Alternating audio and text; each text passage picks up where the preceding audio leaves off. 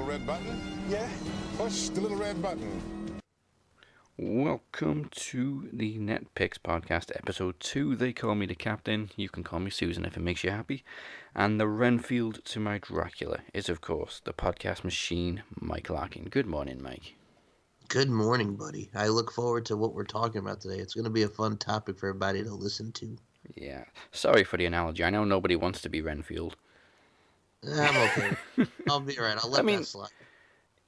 It's not all bad. I mean, Daniel Radcliffe once played Renfield. That he did. That he did. That's very good, by the way. If anybody wants to check it out, Frankenstein with James McAvoy. But today we're talking 80s horror.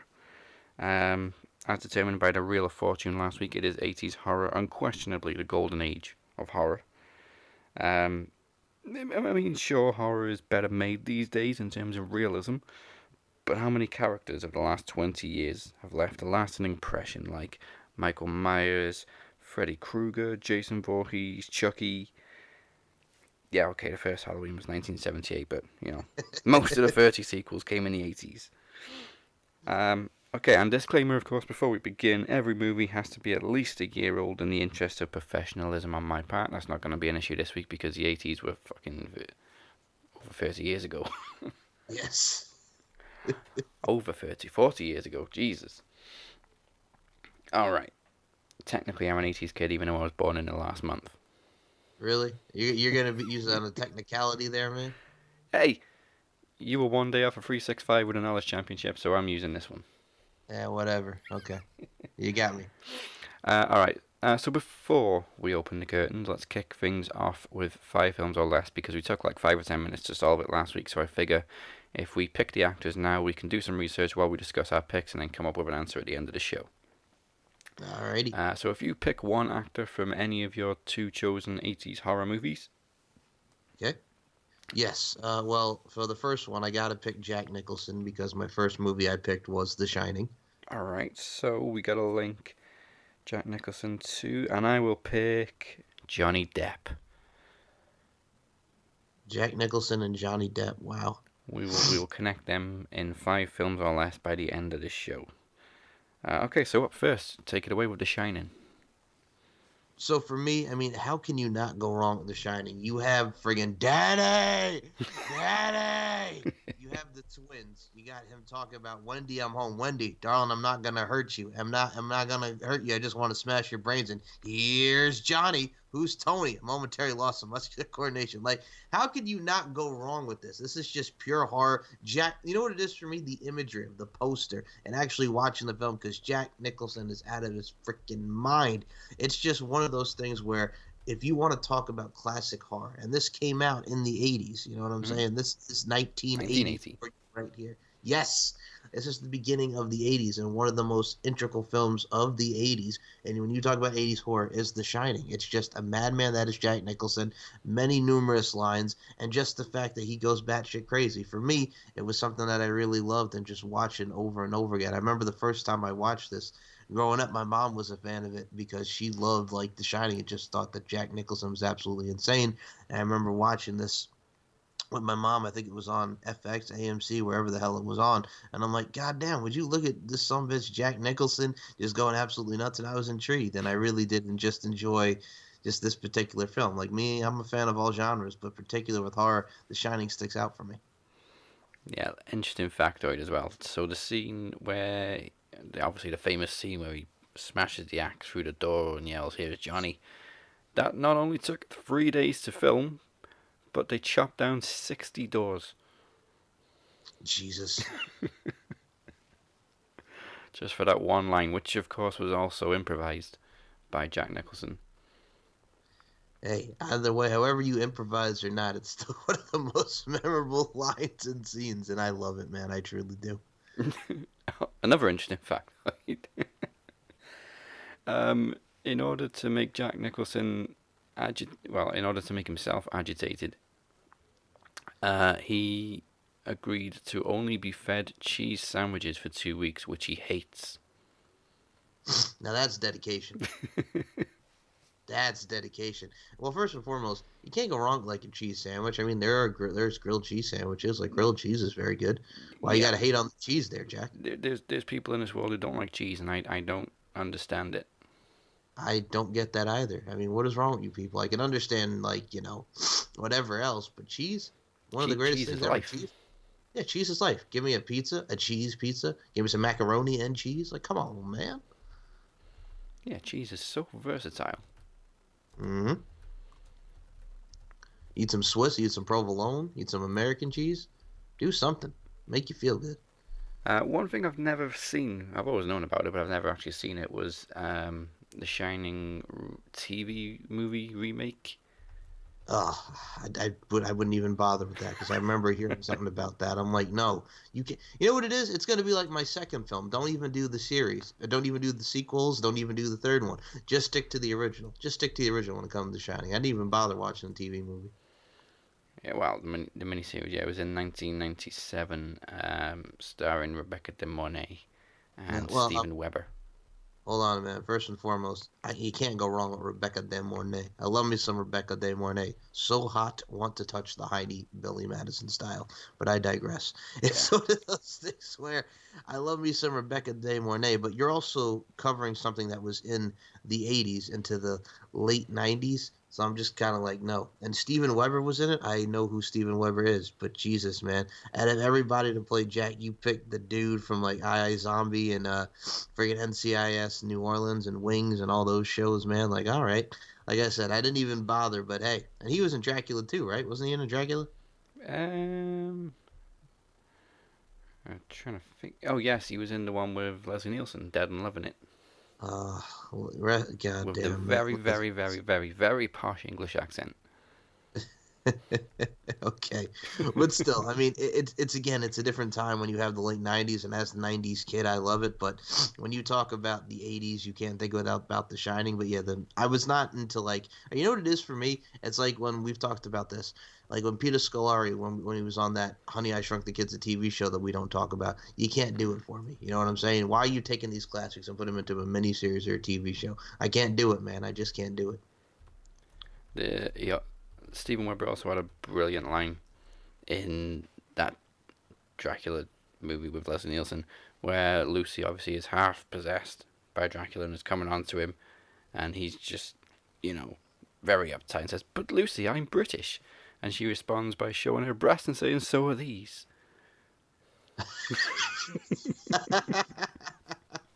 Might just have to check it out just for that.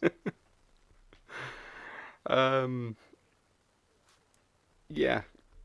I also kind of kicked myself because I still haven't seen the Shining sequel, which came out last year, Doctor Sleep. I don't know why. I heard about this, but I'll be honest with you. I'm just kind of like, it's the thing again with sequels. I mean, like, you can't beat the original, but yeah, Doctor Sleep, who was in that one? I know it was Ewan McGregor, right? Yeah. Ewan McGregor, yeah. It looked interesting, but I'm just kind of like, you know what? Because again, Stephen King, and I love Stephen King, but yeah, you can't beat The Shining. And just for me, like Ewan McGregor, I believe was in it, like you mentioned. Who the hell else was in? I think the chick Rebecca Ferguson, who was in like, oh geez, wasn't she in like, oh geez, she was in a soap opera, some soap opera. But yeah, I remember seeing that name, and I'm just like, you know what I'm saying? You know what I'm saying? I don't know what it is. I'm kind of a traditionalist, Mr. Dazzy Dangerously. I like me the OG. Yeah. Yeah, it was Rebecca Ferguson. I don't know what she's been in. I know her name. She's been in Mission Impossible and Greatest Showman, but I don't know about a soap opera or anything. Yeah, she was in Drowning Ghost and all this stuff. Yeah, she's done like a lot of Swedish soap operas. Ooh. Okay, Right. first and foremost, all right, man, you and I got a bone to pick with you.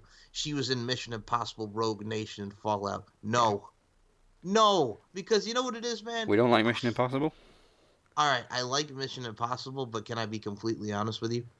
Okay. I stopped after the second one because I didn't even go see Mission Impossible 3. And that also takes me back to pro wrestling with Mr. Kennedy talking about, Mission Impossible 3 sucked. And I saw Mission Impossible 3 on TV and it sucked. I've only seen the first 3 and I don't remember anything from the third one. Yeah, I remember hearing the third one was so bad, and then I watched it like when it was just on TV just to see how it was, and I'm like, Oh man, like they should have just stopped at two. Like I love the first one to death. I mean, the second one sticks out to me because Metallica. Do you bury me when I'm gone? Do you teach me while I'm here? I disappear. Like but yeah. Other than that, no, I couldn't like fuck with it after that. Yeah. Okay, so that's The Shining. My first one Hmm. is the complete opposite end of the 80s, 1989. Okay. And it's a little known original version of a pretty successful adaptation that came out a few years ago.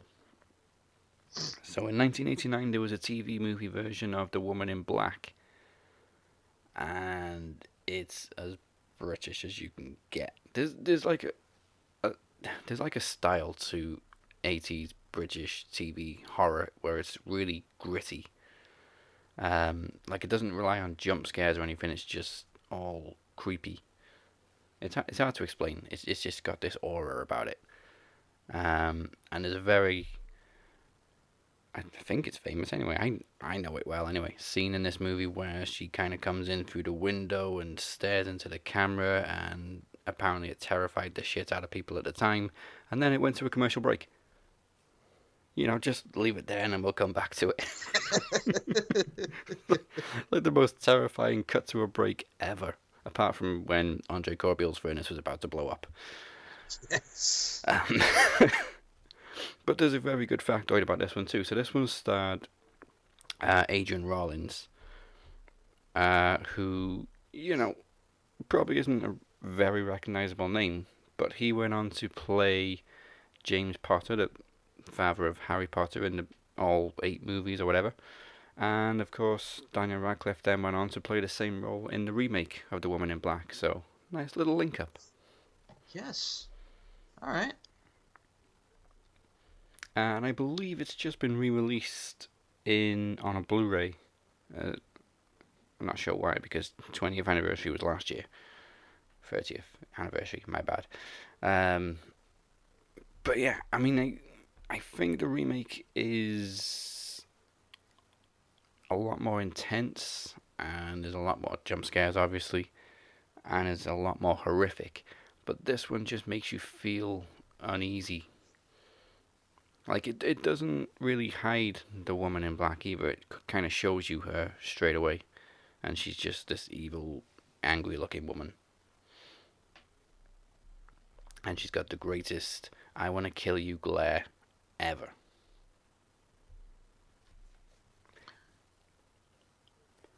So. Well, I'm going to say this about that. Excuse me. Like, I remember seeing, like, that with Daniel Radcliffe, like, when it came out in theaters, and I'm just like, all right. I mean, I'll be honest. He didn't do a bad job in that remake, though. And you know what it is for me? Like, I'm so, like, inclined to see him as Harry effing Potter. So I'm like, this was new for me. So I'm like, okay, you know what I'm saying? All right, he doesn't have the wand, he doesn't have the whole nine. He's just being Daniel Radcliffe, being all creepy and the whole nine there, and just being scared out of his mind. But yeah, I was actually okay with it. I thought he did a very good job. Yeah, that's the thing as well. That was kind of the first real thing that he did after Harry Potter. I think the last one came out the year before he did The Woman in Black. And obviously it was such a difference to go straight into this gothic Hammer horror movie. Which reminds me, we need more Hammer horror, because The Woman in Black remake was supposed to be the reboot for Hammer horror, and we haven't seen any more. I loved the old school Hammer movies. But he's gone on to basically do as many different things as possible. Like, he went from Harry Potter to The Woman in Black, and he did a lot of Broadway. He's actually a very good dancer and singer. You know what? I'm okay with that, man. I'm okay with that. I think that's what's great about when you do your career. You always like to transition from something different. And if you could do Broadway and just live it up, that's awesome. I mean, you get to showcase more of your talents. Yeah. And going back to the original, the 89 version as well. So not only did it have that horrifying cut to a break, but this was broadcast for the first time in the UK on Christmas Eve. Wait a minute. Just to fuck people up on Christmas Eve. They put this on a friggin' New Year's Eve before Christmas? I did not know this. I don't think it was shown. From what I can see, the release dates were UK, Turkey, Finland, Portugal, Germany. So I mean, you probably haven't heard of it. You probably never got it over there. Nah, I don't think we did. And first and foremost, this was 3 years before I was born. Yeah. So yeah, I don't reckon that this was ever on. I can even think of repeats or anything. I don't think they ever showed this ever in the States. I think this is just Yeah, this is it just, doesn't say if it's ever been shown over there, but you can probably find it on DVD or Blu-ray. I guess shout out to Music Magpie. Music Magpie. Yes. Now I got to look this up and actually watch this old school Woman in Black because, like I said, if it's anything like the remake, like I enjoyed that with Radcliffe. But now let me ask you: have you seen the one with Radcliffe? Oh yeah, I saw that one Okay. before this one. Oh, okay. So you're like me. All right. So, what do you think? The '89 one with what did you say, Adrian Rollins, or this Yeah, one with the one that came out in what was it, 2012 with him with Radcliffe? yeah. There was, like I said, there was each one had a different style. This one was gritty and suspenseful, and the remake was straight up jump scares, boo, darkness, ghosts, ah. Um, Ah. I, phew, I mean, I've probably watched them both equally amount of times. Um, but I think there was definitely more going on in the remake, so it just kind of has the edge.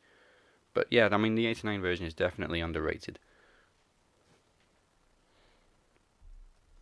All right. Well, that's definitely something I got to check out now going forward since you just put that in my head now. And the Yeah, fact that y'all released it on Christmas Eve, you crazy people. yeah, jump scares, boo, ghosts, ah.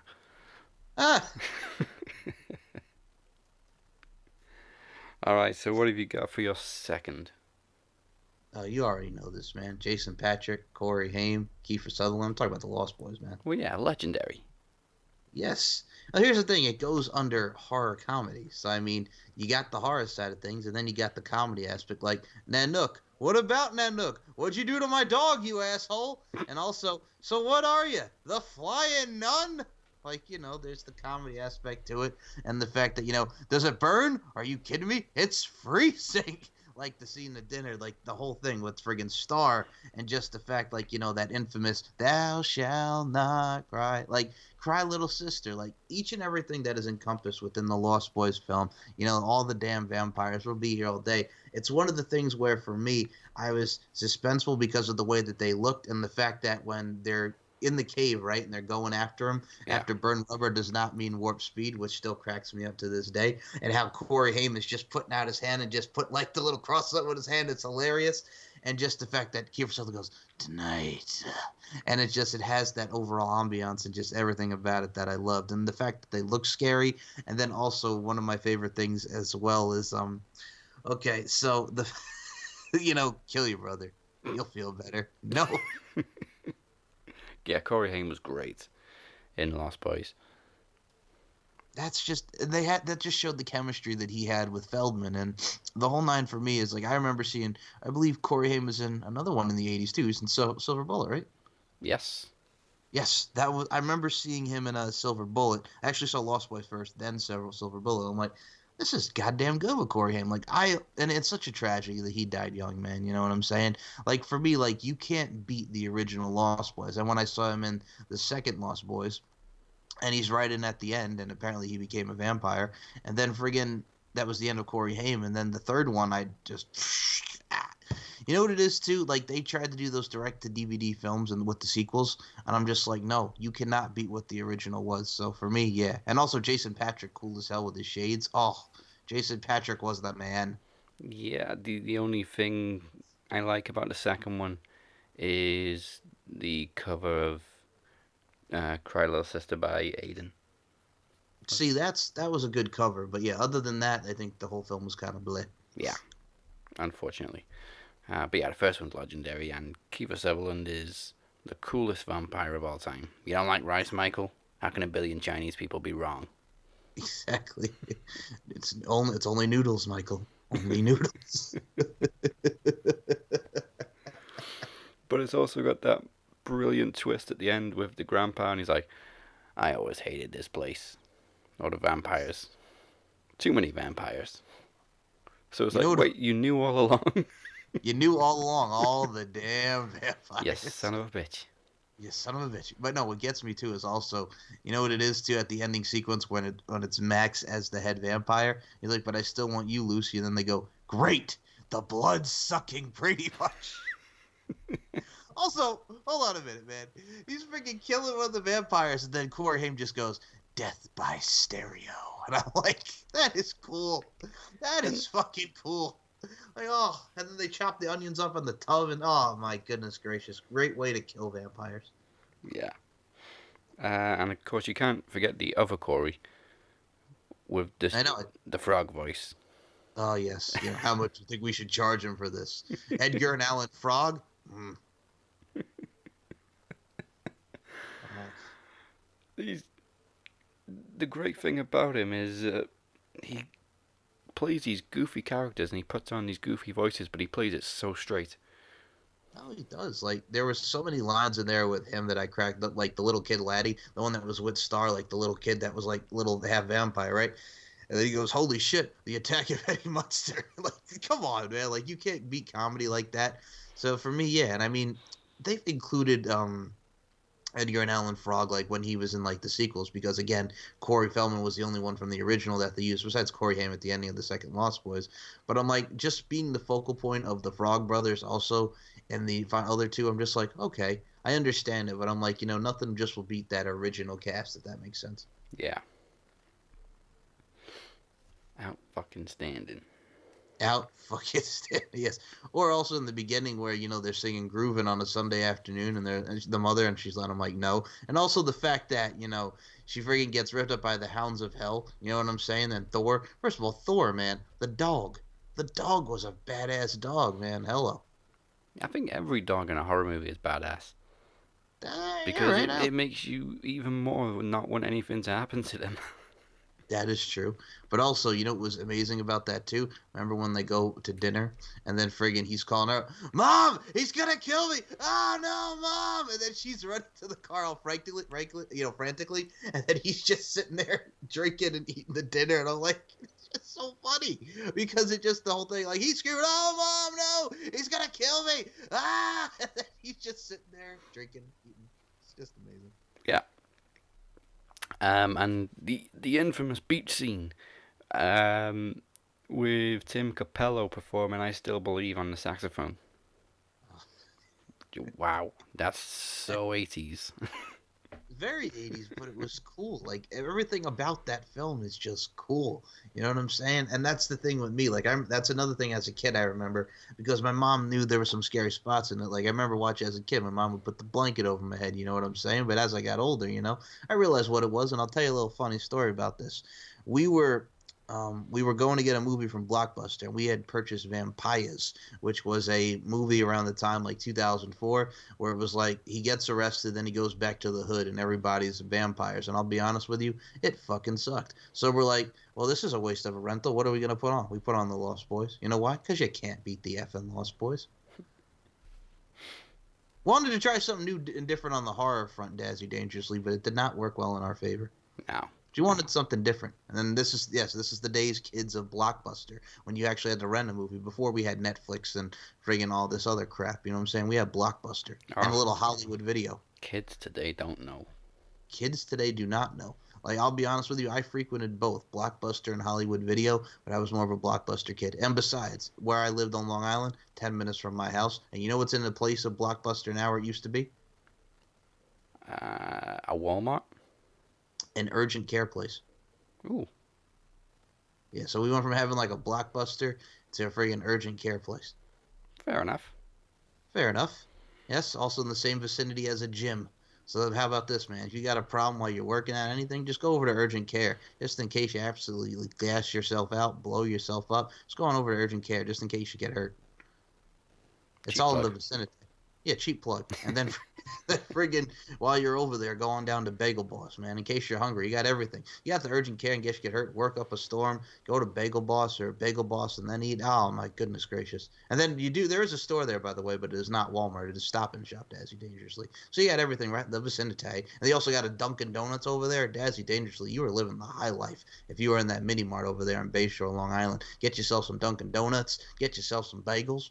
Hey, Cher, you want some bagels? Get yourself some bagels. Get yourself your fitness. Get yourself your gym on. Get yourself your urgent care on. Hey, it's a potpourri. Okay, so my second is from 1984, Mm-hmm. and I've actually already kind of mentioned it. Because I wanted one of the films this week that I picked to be obscure and the other one to be a famous 80s horror movie. So the second one is A Nightmare on Elm Street, starring the great Robert Englund as the iconic Freddy Krueger, and the acting movie debut of a very, very young Johnny Depp. And that's, of course, where That's Johnny Depp comes from. that's Do you know how old he actually was in Nightmare on Elm Street? how old was Johnny Depp? Oh, cry, how old is he now? Get hell, you son of a gun! In Nightmare on Elm Street, he was 21. Damn. I mean, he Damn. looks younger than 21, to be honest. He's now 57. Jesus, man. You know what it is about Johnny Depp? Like, for me, my earliest memory of him was Edward Scissorhands. Yes. So I totally forgot that he was in A Nightmare on Elm Street. I didn't even know that was his film debut, but I mostly grew up with 90s Johnny Depp, like the Edward Scissorhands, The Ninth Gate, Yeah. going into the 2000s with A Secret Window, the whole nine. Like me, like that's my memory of Johnny Depp. And of course, like your Sweeney Todds and all that now. I mean, I was the one that saw him as Willy Wonka and friggin' Charlie and the Chocolate Factory, for God's sake. But hey, man, you know what it is too? I got a little bone to pick with that. You know why? Because I was such a big fan of the first Willy Wonka with Gene Wilder. You know what I'm saying? Because he was the fucking man, and I don't know how to feel about this scenario with Johnny Depp as Charlie and Charlie, the friggin' Charlie and the Chocolate Factory. But I'm like, all right, he's okay as Willy Wonka, you know. Yeah, the remake was just weird in every possible way. It was Um, absolutely, man. I mean, to be honest, it was actually more accurate to the book than the original, but it was Very- just so weird. I mean, it had Tim Burton all over it. And friggin' Oompa Loompas, man. Jesus, those are some scary ass Oompa Loompas. All played by one person. Oh my god. You know what it is too, man? I never even realized that, but yes, I mean they're all kind of like cloned Oompa Loompas, but god dang, man, scared the shit out of me when I saw them. I'm like, that's some creepy looking Oompa Loompas, because the first one, everybody's all the same, but it's not as creepy as friggin' these little sons of bitches and Tim Burton, you son of a gun. Oh, it's the creepy factor, but it's good. Good. Yeah, well, Depp's character in Nightmare had probably the most famous death scene in the whole series, with the blood shooting out of the bed after he gets dragged Nice. into it. And he also has a great line of Miss Nude America's coming on TV, and his mum says, "Well, how do you know what she's going to say?" Because he's wearing headphones, and he says, "Who cares what she's going to say?" Amen. Amen. Okay, so here's my thing about the Nightmare on Elm Street thing. You know what I remember? I remember because there was a lot of like the Halloweens, and I love these films. Like you have films like Halloween, Friday the 13th, Nightmare on Elm Street that are classics, cult classics in the 80s, right? So I remember when they friggin' came out with the one, I think that was the remake in 2008. I know there's been many others, but I remember the one that there was another Nightmare on Elm Street 2008. I'm like, I remember watching that. Oh, yeah. Well, Yeah, obviously, I was going to mention the remake, and it's just awful. It's probably. that's what I was gonna say. Yep. I mean, Friday the 13th had a pretty good remake. It wasn't great, but it was good. Um, well, Halloween, some people like the Rob Zombie films, some don't. Uh, I've had second thoughts about it. I don't mind it that much. But the Nightmare remake was just terrible. It wasn't just like a bad movie. It was some of the acting was horrible. Like especially in the opening scene. I come back to this scene every single time I mention this movie because it pisses me off so much that it doesn't get talked about how bad it is. Um, it's just a delivery of I think it's Kellen Lutz. Yes. If I can find it, I'll play the audio of it and you can just hear. But yeah, not good. In fact, No, I mean, all right. So I can't find the scene. But yeah, basically he's sat in the diner and he's obviously not been sleeping because he's getting these. Well, he's had these nightmares about Freddy Krueger, and I think it's his girlfriend who's trying to talk some sense into him, and she says these dreams aren't real, and he responds with, "These dreams are real." oh, hold on. I don't mean to cut you off. I found it. Okay. Nancy. Hey, Chris. You can sit wherever you want. Actually, I'm just here to meet Dean. Oh, he's right over there. Thanks. Oh, please don't tell me it's going to cut out at the end here. No. Wait a minute. Wow, you look like you haven't. Like I haven't slept 3 days. It's coming. Dean, what's going on? Sorry, you don't have to this. Oh, all right.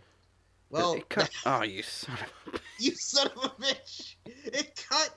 Oh my god, I was so there. I just typed It's in just- the diner. Nobody Oh. wants to remind us of that line. No, cut out at the freaking last part where she comes in. These dreams. A they're not- real. Oh, they cut it out. Okay. Anyway, but yeah, that was the opening scene of the Yeah, I 2000. mean, there was quite a few things wrong with the remake, really. I mean, the design of Freddy, for one thing, they tried to make him look more like a burn victim. Instead, he ended up looking like fucking Clayface. Yep. They also emphasized on his motives for killing kids, and emphasized more on the fact that he's a little dirtier than the original Freddy. But I think that's what made the original Freddy scarier, is the fact that he didn't really have a motive. He just liked killing kids. Well, I say kids, they were like 20-year-olds playing teenagers, which is an 80s trope. Yep. So for me, in a 6-year period, we were introduced to Michael, then Jason, then Freddy. And as much as I love Halloween, I think Nightmare did the best job in trying to be scary. Everyone gave a solid performance, especially Heather Langenkamp in the female lead. Robert Englund, of course, we mentioned as Freddy. I mean, he also had the most animated and charismatic character out of those 3 horror icons. Also, Halloween didn't really age well. I mean, you watch it, you can see that's definitely an 80s movie. Well, 78, excuse me, late 70s movie. Especially all the death scenes haven't aged well. They come across as quite cheesy sometimes. Same with Friday the 13th, although it did have some great practical effects. Some of the direction and camera work is a little bit questionable, but yeah, I really can't pick many faults with Nightmare. Wes Craven was an absolute genius. I absolutely was. And for me, I also look at it like this. What really captivates you about the Nightmare on Elm Street is just the fact that you have these dreams and you're dying in your sleep. And just the overthink comes into your dreams. 1, 2, Freddy's coming for you. Like for me, that just, it also shows the dream effect and then the reality of dreams and everything like that. And the overall science, if you will. So stuff like that kind of makes you think. It also makes you kind of make the hair on your neck stand up. So, I mean, for me, that's what I always loved about those films and just the overall creativity that they put into it. I just went deep with that. I know, people, but hey, man, there's a lot of meaning to these films besides everybody getting killed. You know what I'm saying? I went deep with it. Yeah, and of course, Nightmare, Friday, and Halloween all produced endless sequels that some of them were okay, but some of them were just like obvious cash-ins and completely unnecessary. I mean, it took a while really for Friday to get for Nightmare, to get stupid. Like the second one was pretty good, but that one was more about possession rather than actual nightmares. And the third one, I believe, is where it was set in an institution. And that's where Heather Langenkamp comes back as Nancy, and that one's pretty good too. Then we get, I think, number 4 was the one with a very young Patricia Arquette. Yes. And then, yeah, they just kind of get a little bit stupider after that. It's like, for me, like, there's so many series. I know it's not really horror, but kind of, sort of. It's like, they're doing, like, another Final Destination coming out, like, around Halloween time. Oh, Yes. I was waiting for that reaction. Like, I love Final Destination, but I'm kind of like, because I'm talking to Brittany about this. What? Enough. I know. I was talking to her about this. I'm like, I kind of want to see this, but it's like, how many friggin' Final Destinations are we going to have? What's there been, like, 5? This would be number 6, right? I think. Yeah, I think so. Oh my God! Well, they're doing more Scream movies, and there's going to be more Halloween, I believe, in 2022, which is cool. I know, I can hear the groaning over there from you. But I mean, I'll take that over friggin' another Final Destination movie. Like, I checked out of that movie. I've seen all of them, but I think I kind of like checked out maybe after the third one. Yeah, I've seen. I know I've definitely seen the fourth one. I don't know if I've seen the fifth one. The fifth one was The fifth one was what? the bridge. Oh, okay, maybe I have seen it, but I don't remember it. But yeah, first three were Yeah. great. 4 and 5, eh. Yeah, so they start with the plane, then they did the whole nine there, and then it goes to the damn roller coaster. Then it goes to the damn racetrack. Then it goes to the bridge. The bridge. The Bears. And still to this day, people are afraid to drive behind trucks carrying logs of wood. Hey, you know what it is too? For me, I also look at it like this. Some people who used to tan as well, and that like to tan, it looked like friggin' Jersey Shore out the wazoo. It's afraid to go get some tan, man. Friggin' dying in the tanning bed. It's in Beecham County, Alabama, ma. We in wazoo, ma. We in wazoo. They sleep with their sisters. Well, some of them do. Some of them do. I I can't wait for the Reel of Fortune to bring up Joe Pesci movies so we can watch My Cousin Vinny. Yes. We are definitely going to be quoting the whole effing movie when that comes up. Alright, so 5 films or less. Before we rank these movies. I got it with one link. What's that? So I've managed to link them in just 3 movies. So, you ready for this one? Hit me. Alright, so Johnny Depp to Jack Nicholson. Johnny Depp was in Dark Shadows with Michelle Pfeiffer. Yes. Michelle Pfeiffer was then in Wolf with Jack Nicholson. Ah, all right. So actually, that's 2 movies. There we go. Much quicker than last time. Exactly. Ooh. All right, let's rank them. So, where are you ranking? Oh, this is a tough one for you. So, Lost Boys over The Shining. Now, you know me, I love the horror comedy aspect of The Lost Boys. That's my jam. But I would have to say that would be number 2 and Shining would be number 1 just because of one line. Besides, actually 2 lines. Besides, here's Johnny and the overall buck wildness of Jack Nicholson. But you know what else I got to say to that? What's that? Daddy!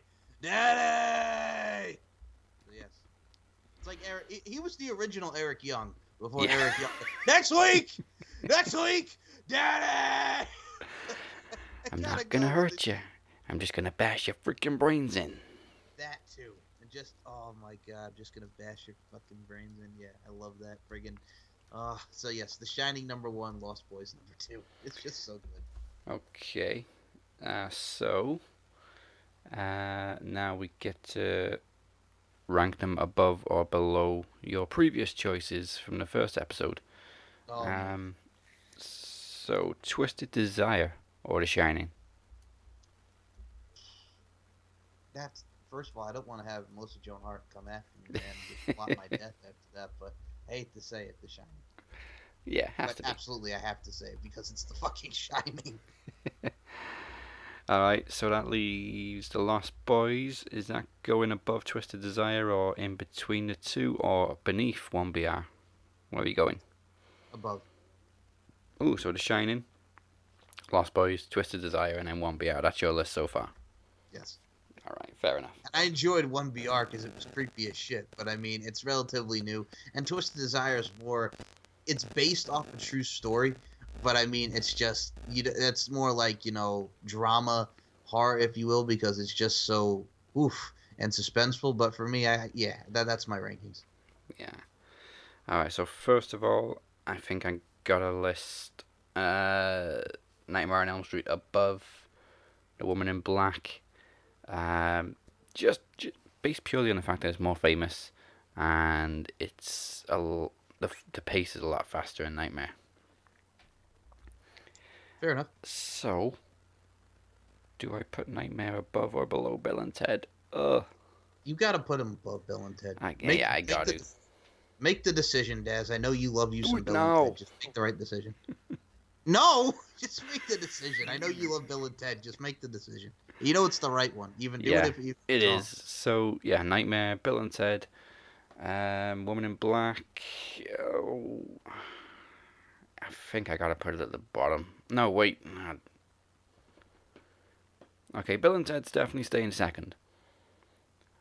But I don't know if I'm gonna put the Woman in Black above The Wrong Turn.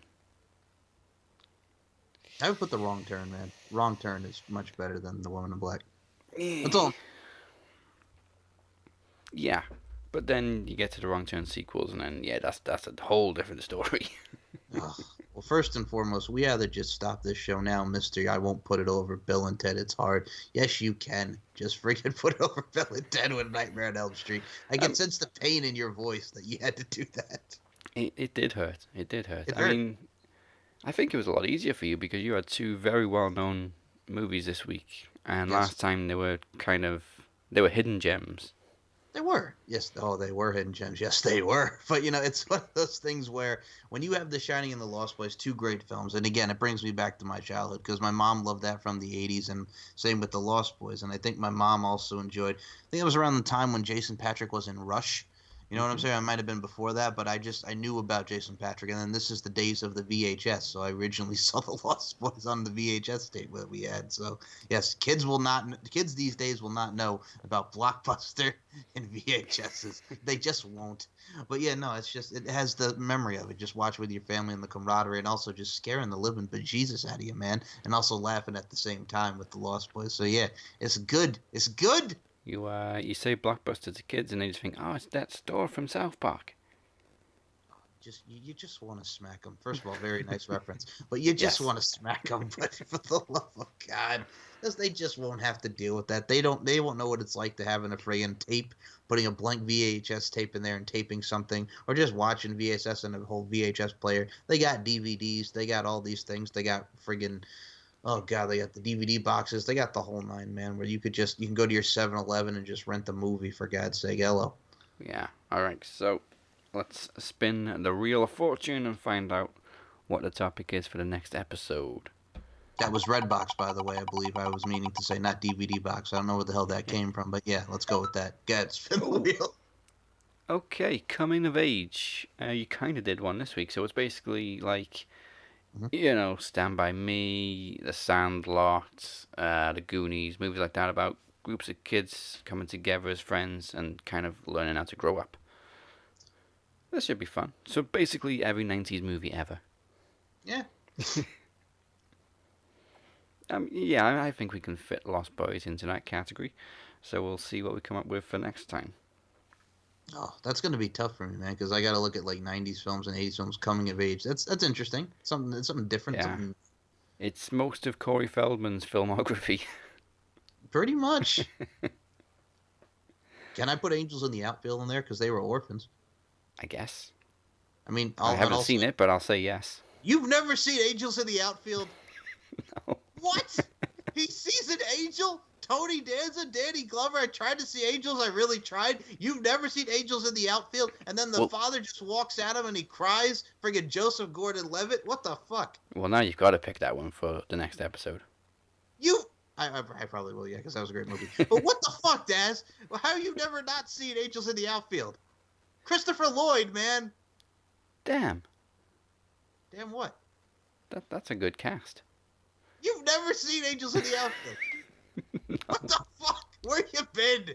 Oh my God. We're always watching. He sees the Angels. Angels play baseball. Friggin' Ranch fucking Wilder with his fucking big ass chin and just smug look that you just want to smack. Oh, I'm watching. It's a Disney movie too. Yes.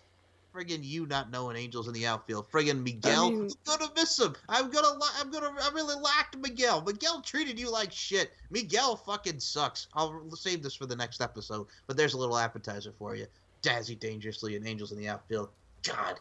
Well, I know it was 1994, but was it straight to video or? No, it was in the theaters, and I still have the VHS. Okay. Well, we'll find out more about it next time. Jesus, man, freaking Daz over here talking about, I've never seen Dangerously Enough for Christopher fucking Lloyd. Back to the Future. Great Scott, Dazzy, Dangerously. Great fucking Scott. Slap on hand. Yes. Okay. Yes. Okay, well, we got through those two quicker than last week. I mean, we also got through, not last week, 2 weeks ago. We also got through the 5 films that last a lot quicker this time, so First anyway. of all, we picked a better cast, and number two, I went outside the box last time, so it was a little bit It harder. was way outside the box. Oh my god. In the meantime, if you haven't heard already, exclusive to Vimeo, there's a new little nugget for you from myself, which is called Capital FM. It's basically a mock radio show with alternative, classic, modern rock. Basically, everything you don't want to hear on mainstream radio. Or everything you wish you heard on mainstream radio, I should say. You can check it out exclusive to Vimeo because, copyright and stuff. It's vimeo.com/666fm. I thought that would be a nice little username. Of course, it's 666 FM. Of course it is. And of course, the Max Wrestling Podcast every single Thursday. Brand new episode coming this week. And Mike, this week it's episode 290, which means we're 10 weeks away from that 300th episode. Yay. Hell yeah. Get it. Okay, you have been watching/listening to the Captain and Mike Larkin. Thank you for netpicking and chilling with us. Don't forget to follow us on social media.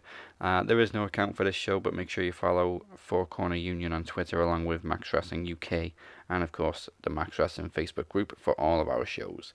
And I am also living life on Twitter at Dazzy Brand and the Captain 512. And Mike, give him your monologue. You guys can check me out, StephenMikeShow.com, SoundCloud.com/MCLarkin92, pop_culture_pod for the Pop Culture History Podcast, SM Show 1, MCL92. I'm all over the Twitter machine, LaundryFC.com, Beauty, Strength, and Dominance, the 3 key elements that make women the work of art that they are. Man, it's a good time to be a podcast, and you can also check me out here each and every week on the Max Wrestling Podcast and the Netpicks Podcast with my main man, Dazzy Lee, Dazzy Dangerous Lee. Woo! And come back to Netpicks and chill with us again for coming of age movies next time. So round up the chicken, bacon, and mayo, because that's a wrap. I ain't got a son, I ain't got a daughter, I'm a lonely boy. In the bathtub, Corey.